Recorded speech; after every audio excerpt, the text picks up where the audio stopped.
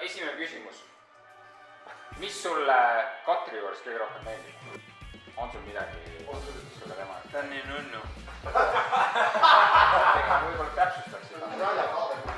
Ta on nagu väga nunnu. Ta on väga siuke kallistatav. Aga mis sa arvad, mis Katrile sinu juures kõige rohkem meeldib?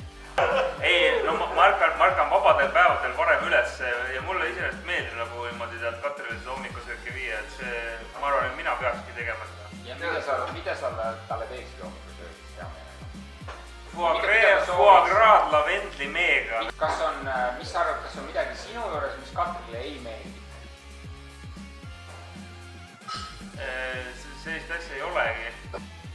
Kas on midagi, mida sa tahaksid, et Katri teeks sinu jaoks rohkem?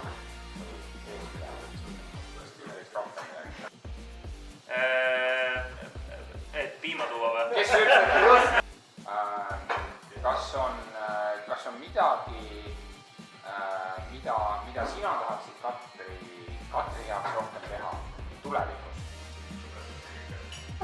Noh, ülimalt abstraktselt öeldes kindlasti võib ju teineteisele rohkem rõõmu valmistada. Okei. Jah. Hääl rahva seas. Kuule, hääl rahva seas. Vox Populi. Meil on helistaja. Kas me võtame vastu helistaja? Võtame. Helistaja. Aga kes ja kuidas palus? No, mul oli siuke väike mõte, et nagu võiks. Ja siis selgus, et võib küll, jah. Mitu last teil plaanis on?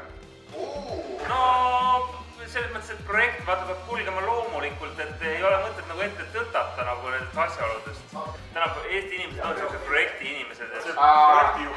No, mina olin nagu projekti algataja, aga selles mõttes, et selgus, et projekti juht on hoopis Katri. Kas on midagi, mida sa teed Katri jaoks? Ma teinekord painutan tema klemme.